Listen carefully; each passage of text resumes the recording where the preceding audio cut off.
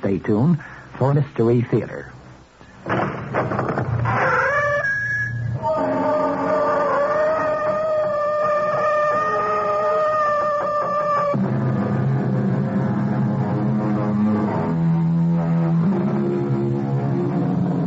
Come in. Welcome. I'm E.G. Marshall, missionary from the world of the mysterious and the macabre. Things would be better all around, easier certainly, if evil looked evil, sounded evil, smelled evil. Good and evil. It's reached a point where these days, to so many people, they appear to be so much alike. Our mystery drama, The Moonlighter, was written especially for the Mystery Theater by Sam Dan and stars Howard Da Silva. It is sponsored in part by Buick Motor Division and Anheuser-Busch Incorporated, Brewers of Budweiser. I'll be back shortly with Act One.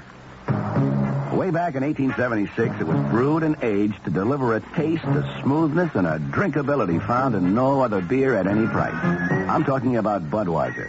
And it's still brewed that way today, with pride, without compromise, to be the king of beers. The largest selling beer in the history of the world, for one simple reason.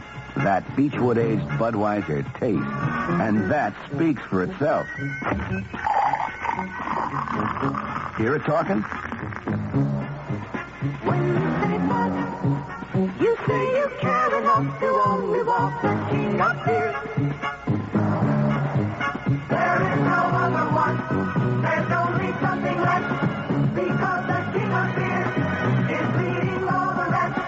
When you say Budweiser, you said it all. Anheuser-Busch, St. Louis. Hey, Mom, what's for dinner? Hey, Mom, what you got? What's for Thanksgiving dinner? Your ShopRite supermarket has the answer. Start with turkeys. ShopRite Young Grade A Tom, 16 to 24 pounds, 57 cents a pound.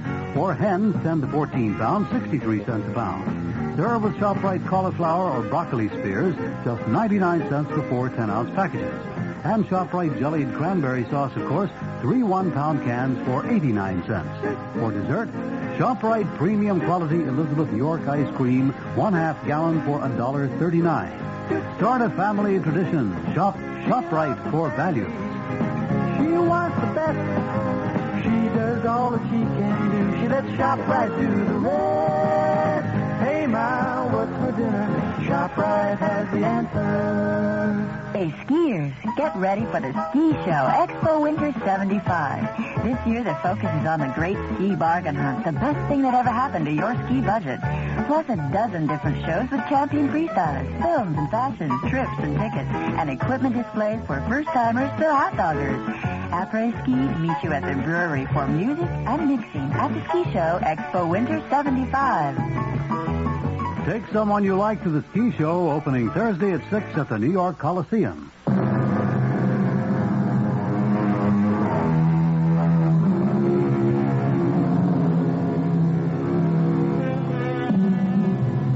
There is so much talk these days about the quality of life and how it's gone down. I'm not prepared to argue the point one way or another, but one thing I admit has certainly gone down. And that's the quality of argument, especially between husbands and wives. It seems to me that husbands and wives used to have heated, passionate arguments over great emotional issues, love, faithfulness, even sex. Today, it's mostly been reduced to ill-tempered spats and tantrums over money. Oh, is this our brave new world? Is this what it all comes down to? Well, Stanley and Gladys Morrison are at it again. Well, what answer do you get? I don't know. I've added it 3 times, and it keeps coming out differently. Well, how can you concentrate on the figures with that damn recording blaring in your ears? It is not a damn recording. It is Mozart. I have to know how many checks you wrote this week. Performed by the Boston Symphony. I'd added up myself, but I can't read your handwriting. And what's his name is conducting. You went to the most expensive girls' private school. You went to the most exclusive girls' college. Darling, you've got it twisted. The private school was exclusive. The college was expensive. Didn't they teach you to write? Stanley, why do you become so excited about money? Gladys, I don't want the account to be overdrawn. Your cheeks are all flushed. Your eyes are filled with fire. It's almost a sexual thing. Gladys, listen to me. But I've been listening, darling. And I have solved the problem. You don't want the checking account to be overdrawn? Well, let's just put in an extra $100 now and then to act as a sort of cushion. In the first place, it's wrong. In the second place, I don't have an extra $100. Oh, darling, you say that as if $100 is a fortune. I never heard you fuss like this over $100 before. Gladys, we have to cut down. Well, I do my best, darling. Okay. I guess it's not fair. No, it certainly isn't. You were brought up a rich girl. You never learned how to worry about money. Well, darling, it did seem silly to worry about money. After all, there was so much of it. And when you married me, I was making plenty of money, huh? And you still are. No, I'm not making that much anymore. Stanley, do you mean you received a cut in salary? No. Well, then how can you say you're not making as much money? Because the money isn't worth as much. We simply have to economize. All right. I'm willing. We have to sit down and draw up an entire list of ways to save money.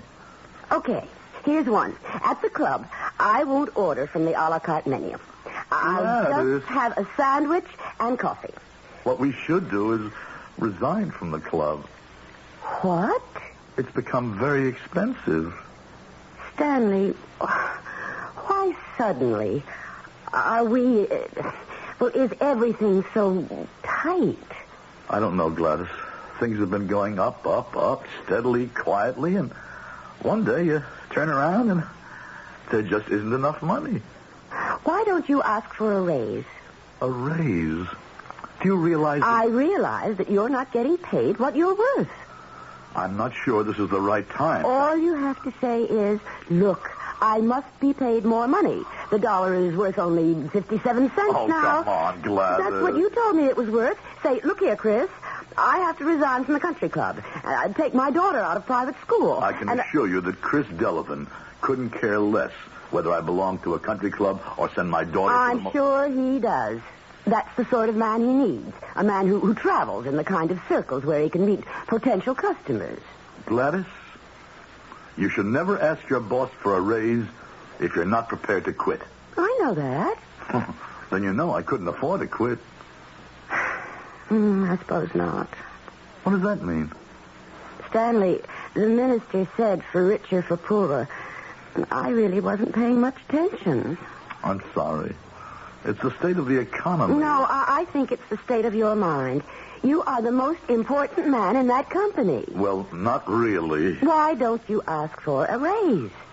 I told you. You didn't tell me the real reason. You're afraid. Oh, that's ridiculous. Darling, this argument has lasted 6 minutes. If it goes on much longer, it will become a quarrel, then a conflict, which will lead to a rupture. And before we know it... All right. I'll see what I can do. I know you will, Stanley, darling.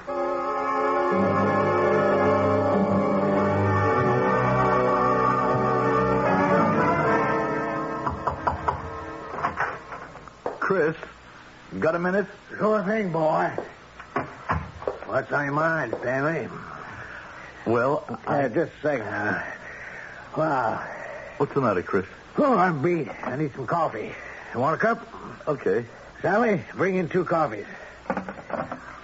Well, my boy, what can I do for you? Chris, it seems to me Yeah, that... just a second. Sally, make mine black. Yeah, sure, Miss Louise. This one has to be told everything at least 400 times. Well, that's my problem. What's your problem? Well... Hold it. How you want your coffee? Oh, it doesn't matter. Oh, Stanley, you're so easygoing. Well, not anymore. I wish I had your temperament, especially last night. Oh, that was a session. Well, Chris, I really blew my stack last night, Stanley. And I guess I did it for you. For me? And for what I thought was best for this company.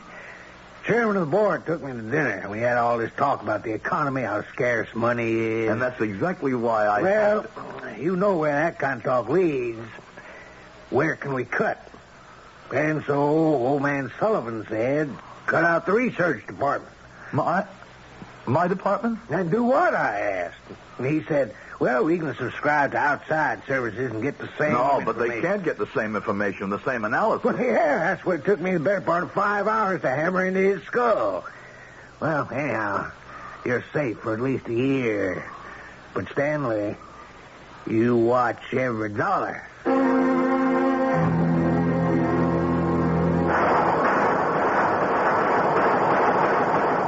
Okay, Stanley. Your turn. Hey, old buddy. You still have the eye, all 6 in the bullseye. Just lucky, I guess. Hey, I see you have a new revolver, Frank. Yeah, I picked me up a .357 Magnum. Oh, that's a lot of gun. Well, that's my motto. If you're going to have something, have a lot of it.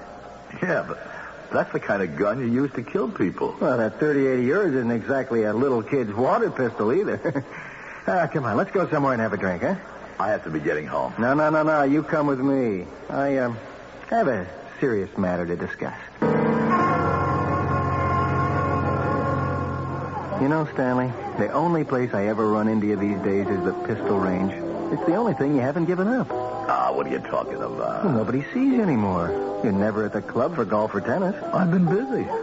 Cora May says you and Gladys keep turning us down for dinner. Well, we've had a lot of other things that are... No. That's not the reason. You don't go out because you can't afford to return the hospitality. Now, that's the truth. And I've known it for a long time. What? What do you think you know? I know all the signs. I've been there myself. It's because there's no money. And suddenly your running expenses are draining you dry. And, well, you wonder how you'll ever... Oh, it's the times, these crazy, twisted times. Still, we've got to live in these times. They're the only ones we'll ever have. I have to have some more money. Maybe I can take on another job or something. Where? And will Delavan and Company take kindly to the head of their research department moonlighting? How would it look? I don't know what to do, Frank. And Gladys, it'll kill her if it keeps up. No, you may laugh at that. I'm not laughing. She can't help the way she was brought up. And to me, it was so great that someone like her could fall for me. And you can laugh at that, too. It isn't funny. Sure, okay, we won't starve or even come close, but she can't have all the things she always took for granted. I mean, well, maybe it's wrong of her, maybe it's vanity, but, well, that's how she is. I understand. And then she won't leave me. And she'll always feel that I failed her, and I have. Stanley, quit beating your breast and do something positive. I tried. I was going to ask for a raise. Did Chris sense it? Did he finesse me? If it was a bluff, I just couldn't call it. Look at me, Stanley. Now, I don't make as much money as you, and I've got just about the same expenses, okay?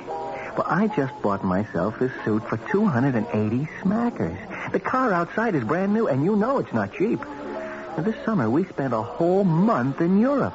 How do I do it? You're in debt up to your ears. No, not even for a nickel. Guess again.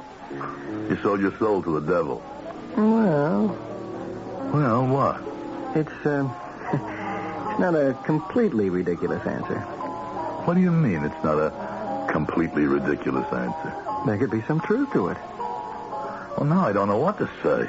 Well, you're on the right track. Well, if that's the right track, that's as far as I want to go.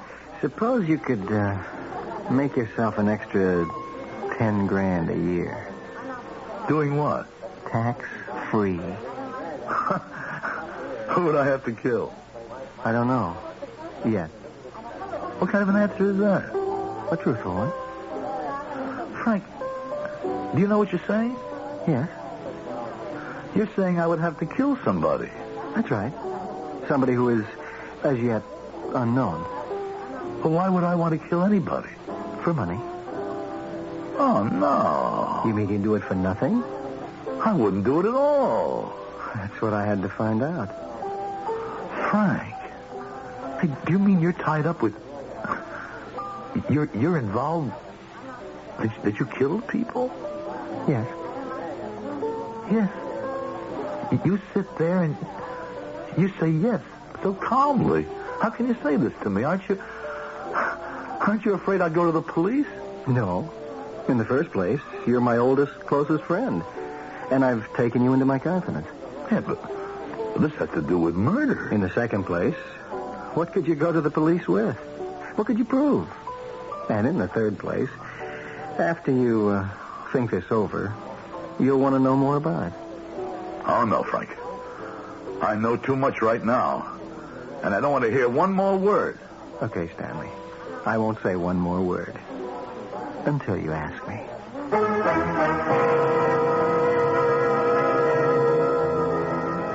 And so the seed has been planted. How like a growing thing a story is. In the first act, we plant the seed. In the second, we cultivate and water the soil. And in the third, we harvest the crop. What we don't know at this point is what kind of seed has just been planted. But something may start to flower when I return in just a few moments with Act Two.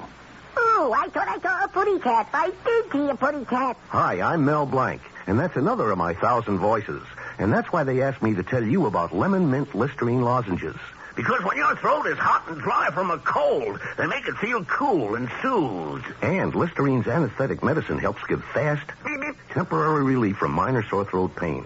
Lemon mint Listerine lozenges. No matter how many voices you've got, you've only got one throat.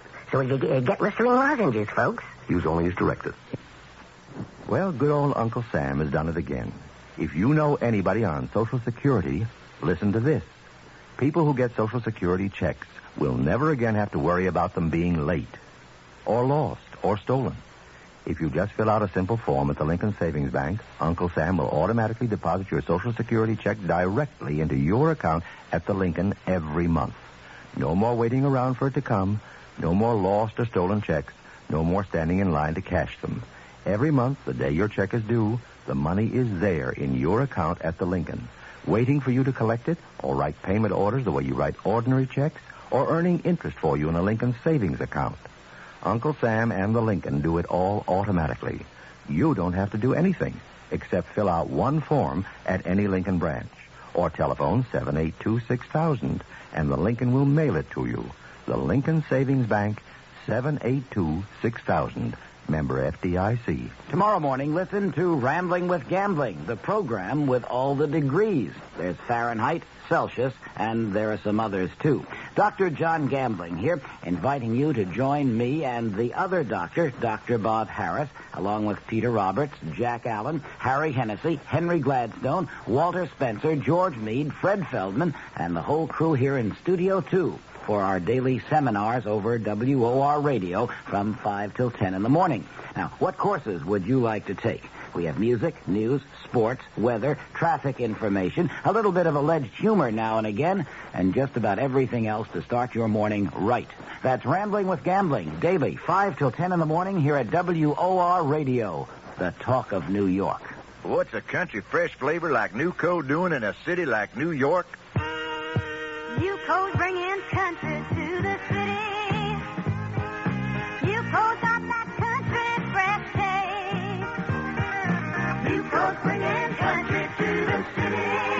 Yeah. Newco puts a smile on your face. Heck, I'm a big city now, but it wasn't always that way. I sure used to miss that back-home country fresh taste of just big peas and carrots, corn and beans. Oh, my. But then Elsie Sue, she's really big city. She put me on to Newco margarine. It comes in both stick and soft forms, you know, and Newco's got a real country fresh taste that makes anything you put it on taste country good. So now it's Elsie and me and Newco margarine. We're in a big city to stay. Newco's bringing country to the city. Yeah. Newco puts a smile on your face.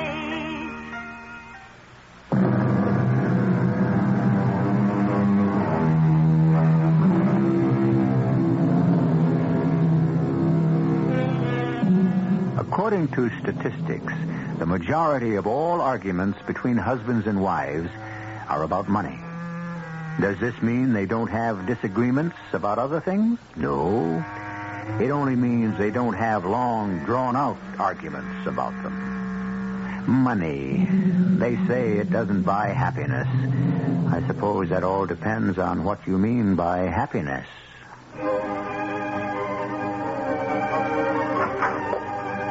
that you, Stanley?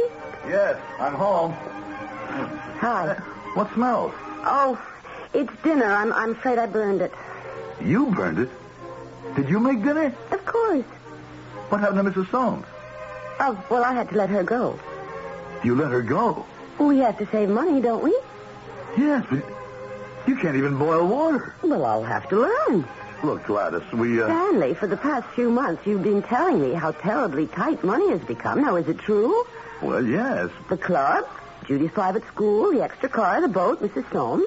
We simply cannot afford all of those things anymore. Can we? Well, it has to do with this inflationary period. Perhaps soon things will become normal. And perhaps they won't. Perhaps this will become the new normal. Since you are unwilling or unable to make more money, all of this is merely idle chatter.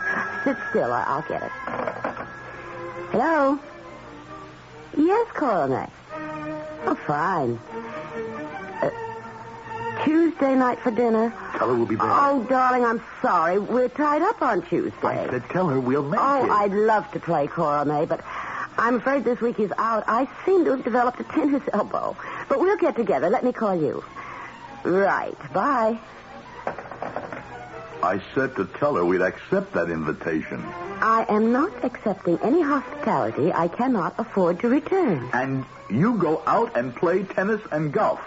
Stanley, what are you saying? I'm saying I half killed myself these past 20 years so that I could enjoy some decent living. Well, nobody's going to take it away from me.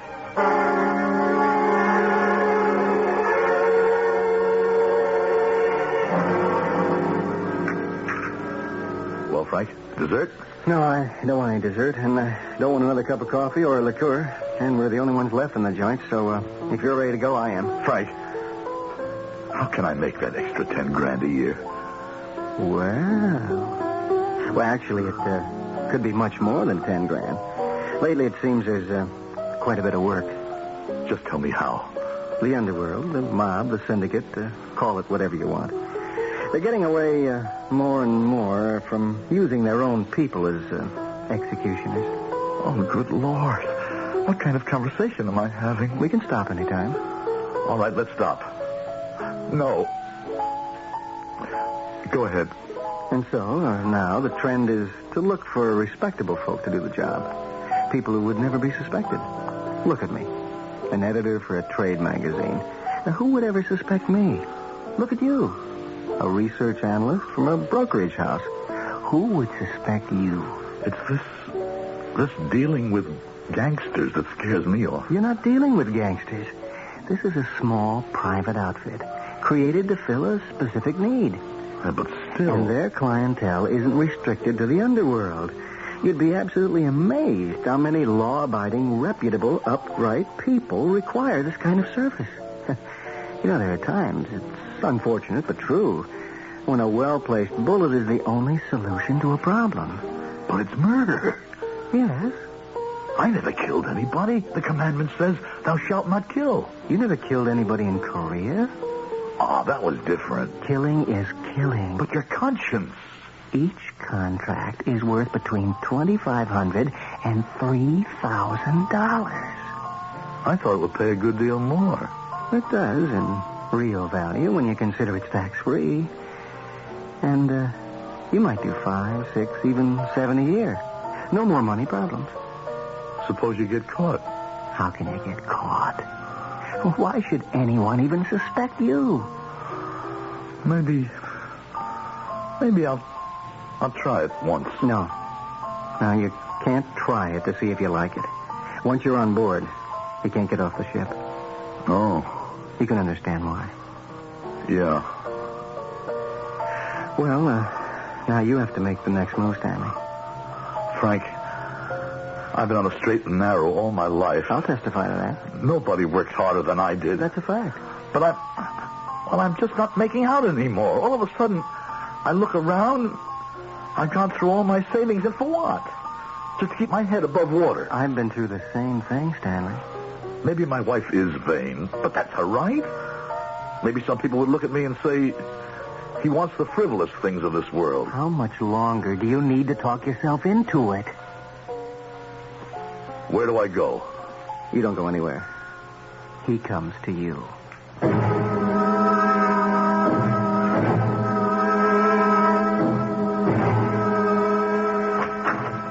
Yes? Oh, good evening.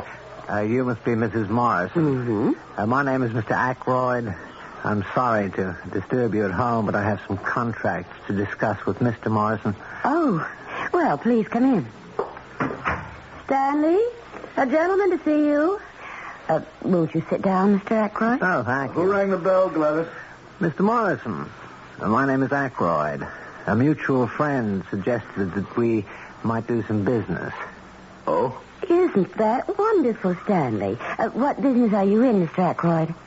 The removal business?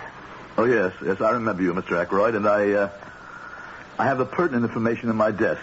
Could you excuse us, darling? Oh, certainly.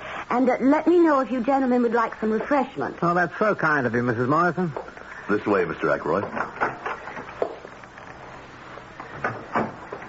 Our mutual friend speaks highly of you, Mr. Morrison. Well, I have a contract for you. You must memorize all the details. All contracts are verbal. You can understand why. The gentleman's name is Everett Marshall. At this point, it's best you don't know who he is or what he does or why someone has purchased a contract for him. Well, then how am I supposed to know? The right man? We'll handle that detail for you. You have your own weapon. I've been assured it's in excellent condition and that you're an expert in its use. You'll be on the northwest corner of Garfield and 3rd tomorrow evening at 8 o'clock sharp. Nervousness is perfectly normal. The first time. I'm not sure I can go through with it. But you can. You must. Oh, this envelope is for you. What's in it? Your fee. $2,500. Take it. But we pay in advance. $2,500. All for you. Well, till tomorrow. Oh, Mr. Aykroyd, may I offer you something to drink? Oh, thank you. I'm afraid I have a pressing engagement. Well, another time, then. Oh, it must be the Boston Symphony. An unbelievably lucid blend of brass and string. Yes, it is. Well, good night. Night. You know, Stanley, he's such a nice man.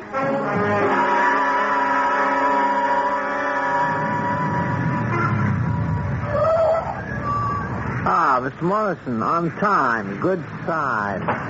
Join me?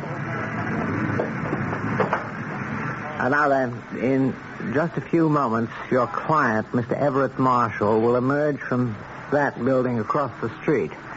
He's a tall, stout gentleman. There he is. He has that blonde girl on his arm. See them? Yes. They're headed for the cafe just up the block. And take this key. It will let you into the building. Walk up the stairs. Do not take the elevator to the second floor. First on your right, you'll see the number 215. Open the door with the same key. Go into the office and wait for him. What do you mean, wait for him? In 5 minutes, he shall receive a telephone call, and he will come back to the office. As soon as he is inside, shoot him. Shoot him? Don't hesitate. But suppose someone in the building happens to... There is absolutely no one in that building at this time. After you shoot him, take the stairway at the other end of the hall. It leads to an alleyway around the corner. But what if he brings her, the girl, with him? He won't. No, you'd better be on your way. You have less than 3 minutes. And afterward, get rid of the revolver. Take it apart and toss it into the bay.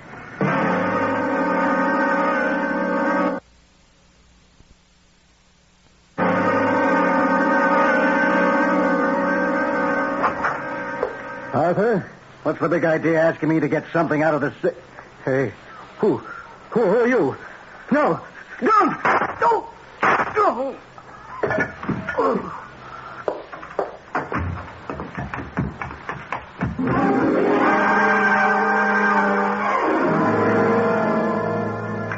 More coffee, darling? I have to run. Well, I know my coffee isn't much good, but is it that bad? It's awful. Has Mrs. Soames found another job yet? I don't think so. Ask her to come back.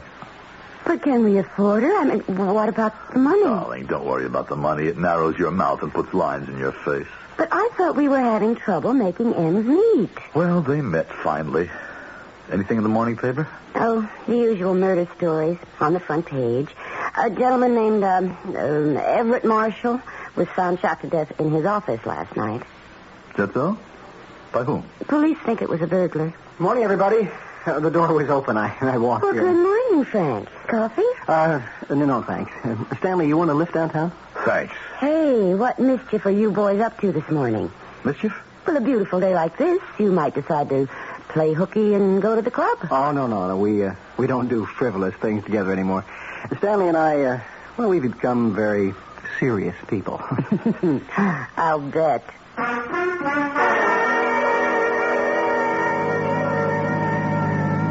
Well, I see by the papers it went very well. Oh, yes. I thought I'd come by this morning because, I was very nervous after my first one. Maybe you'd need a lift. I'm all right. That's good. I don't know why. When I went up to that man's office, I was convinced I wouldn't be able to kill him. When I walked in that door and he saw me and the gun in my hand, I could look into his eyes. I could see my whole life in his eyes as if it were a motion picture screen. You shouldn't think about these things. And he said, "No, don't." And I just aimed at the top button of his jacket as if I were shooting on the range. And I squeezed the trigger once, twice, and he fell. He was dead. And I simply walked out of that room, down that hall, down those stairs, into the street, over to the bay, got rid of the .38, and here I am. And I don't feel one tiny twinge of remorse. Frank, what happened? To what? To 40 years of education, of indoctrination, of belief in the value of human life, of right and wrong, all the things we profess to believe in. I don't know. Do they get swept aside in the first storm? Frank, what happened to my conscience? Where is it, my conscience? There's no explanation, Stanley. Why am I so untroubled, so serene, so much at peace with myself? Is it possible that when we murder another human being, we also murder our own conscience? Because I tell you, Frank, mine is dead. What do you think? Maybe you're right.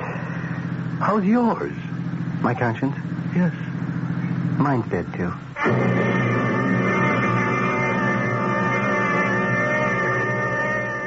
As the poet said, conscience doth make cowards of us all.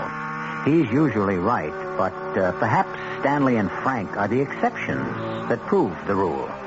Well, it's an interesting problem. Can you kill a conscience? Or put it this way, in killing your conscience, what else do you kill? These questions require a third act for their solution, and I shall return in just a...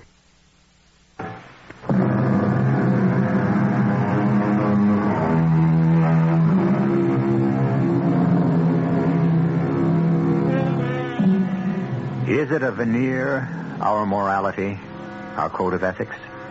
This problem has occupied the attention of scholars throughout the ages. How deeply are we committed to the values we profess so vehemently in public? Some say man is basically evil, and some say man is basically good. And perhaps neither side is completely right or completely wrong. Darling? I'm afraid I'm overdrawn at the bank. I know. You know? Yes. Jack Carstairs has orders to call me when that happens, and I make the adjustment. But, darling, I really should try to be more careful. No. For you to be more careful with money would require too much time and effort. Why'd you turn off the music? Because I want to tell you how much I love you. Happy? I'm deliriously happy. I don't want you to have a worry in the world. Stanley, Why is it that suddenly we have no more money worries? Dear, it all has to do with judicious management. Oh, how right you are. Judicious management. That's what Daddy used to say. No, he used to say prudent management. Oh, same thing. You know, darling, you look marvelous. You look so young, so happy, so, well, I can't really explain it. Exhilarated, as if you were having the time of your life. Well, I am. Hello. Hello, Stanley. Oh, yes? Stanley, would it be convenient to meet me at the Cafe Charleston on 9th and Dewey, say in 45 minutes? Certainly. Thank you, Stanley. Darling, was that very nice gentleman, I can't remember his name, the one who loves Mozart?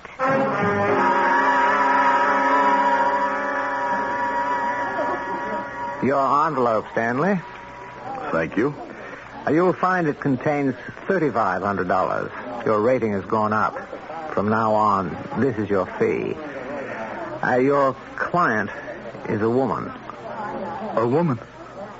Should that make a difference?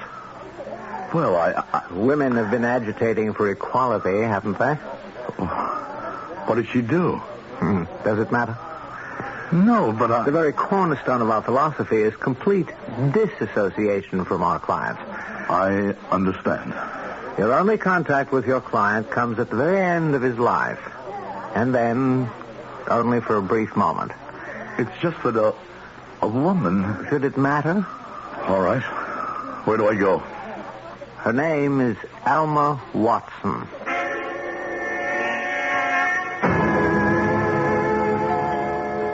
Coming, honey, coming. Harry, Oh, I thought you were Miss Alma Watson? Yeah. Are you sure you're Alma Watson?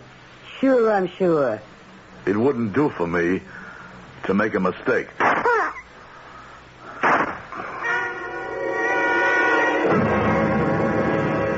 The man's name is Paul Terry. His name is Jerome Kelly. He's hiding out in a little motel. Your classification's gone up, Stanley. You're a $5,000 man now.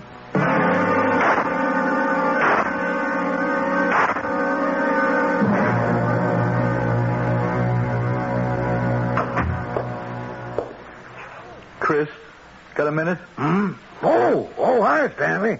Look, I'm swamped. Can it wait? No, Chris, it can't wait. You want me to continue here? What a question. I want a 25% raise. Oh, now, Stanley, you know the facts of life around here. I'll quit. You'll what? Take it or leave it. But, Stanley, you know how Sullivan feels. I only know what you tell me, Chris. Now, see here, Stanley. You can't get rid of me, and you know it. 25%. Well, that's a lot of money. Just for the rest of the year. After January 1, it goes to 30. Well, Stanley, we have to talk about this. I'm swamped with work, Chris. Besides, what's there to talk about?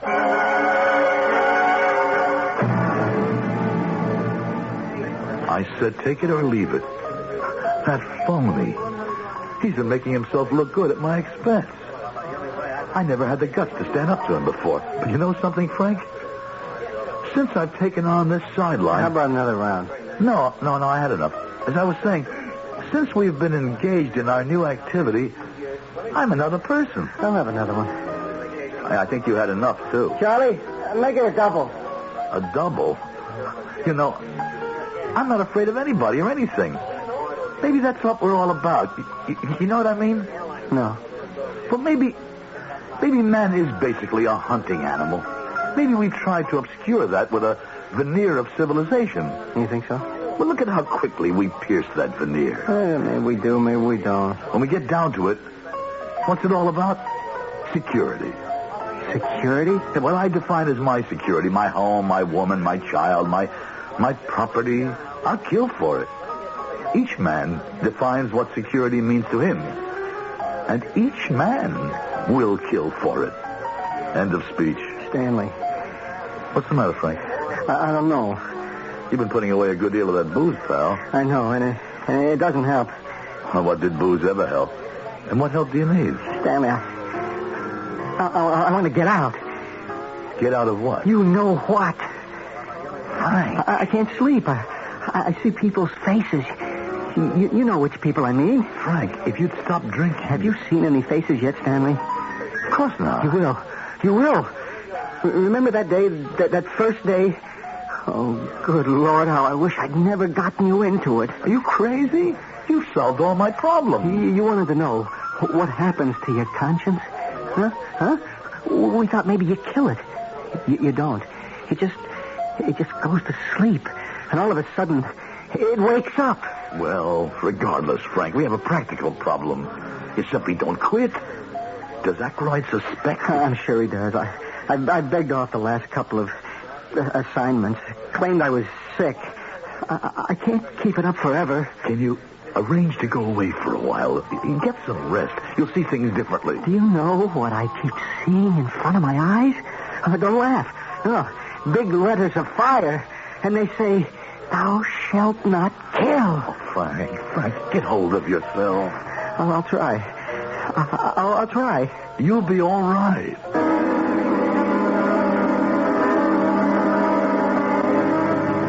Here's your envelope.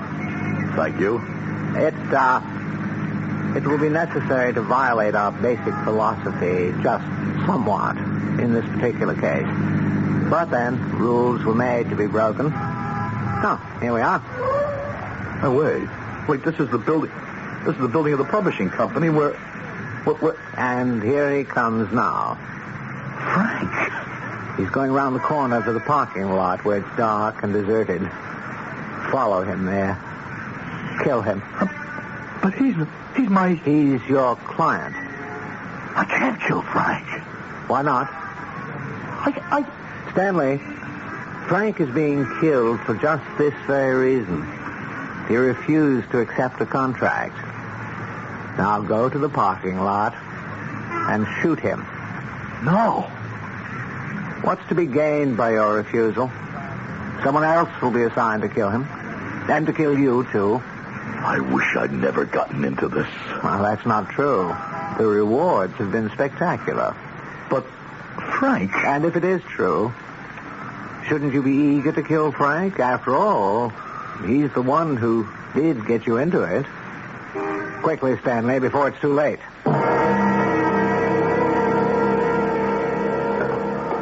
Stanley? Is that you? Yes. What are you doing here? I see. Well, go ahead. I don't care. It has to happen. It may as well be you as anyone else. Well, don't stand there. Do it. You know you're supposed to do it right away. Don't wait. Don't delay. Just pull the trigger and walk away. I can't. You've got to. You can't save me. No one can save me. I don't want to be saved anyhow. When you see the faces, do you hear the voices, too? Yeah. All of a sudden, I'm hearing them. When do you stop hearing them? I don't know. When do you stop seeing them? I guess when you're dead. Is this how it happened to you? You better kill me. Before it's too late for you. It's too late for me now. I don't have a chance. Try to save yourself. No, I'll never lose those voices, the faces. Look, have you got your gun? Yeah, in the glove compartment. Let's kill him. Who? Aykroyd. We'll never get away with it. Does that matter? Come on, buddy. He's in that car, all alone. No, he's not alone. See that car across the street? He's got some people in it. Maybe he felt he couldn't trust you. Stanley, I know it's a difficult assignment, but it has to be done. Stanley, you can't get away. The block is surrounded. Now, you just do what's necessary, and everything will be fine. I can hit him from here. Stanley, I don't care anymore. Save yourself. That's just what I'm trying to do. Save myself. Stanley, let me hear it. Yeah, I'll let you hear it. Don't shoot him, Stanley. It won't help. Shut up. It's not an easy shot. Now. Got him. Let's try to get out of here. They're shooting at us. Frank, I don't hear the voices anymore. I don't see the faces. Do you? No. Frank! Oh! Frank!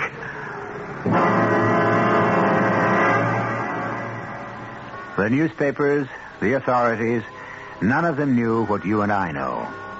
There was a gunfight on the street between two respectable citizens and a group of people, some of whom are known criminals. The story the police seem inclined to believe is that a bank was about to be burglarized when Mr. Stanley Morrison and Mr. Frank Smith happened along and decided to perform their citizenly duties. Both men died heroes' deaths, and they will be honored at special funeral services. I shall return shortly. The human conscience, certainly the most elusive component in man's makeup. It may slumber for years and awake without warning. Our cast included Howard Da Silva, Joan Lovejoy, Bob Caliban, and Robert Dryden. The entire production was under the direction of Hyman Brown. Radio Mystery Theater was sponsored in part by Listerine lozenges and Sign-Off, the sinus medicines. This is E.G. Marshall inviting you to return to our Mystery Theater for another adventure in the macabre. Until next